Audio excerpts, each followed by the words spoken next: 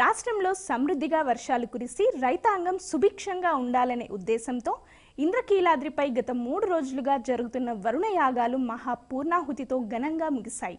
రాష్ట్ర దేవాదాయ శాఖ కమిషనర్ రామచంద్ర మోహన్ ఆదేశాల మేరకు ఆలయ ఈవో సీనా నాయక్ పర్యవేక్షణలో వైదిక కమిటీ సభ్యులు అర్చకులు ఈ క్రతువును శాస్త్రోక్తంగా నిర్వహించారు.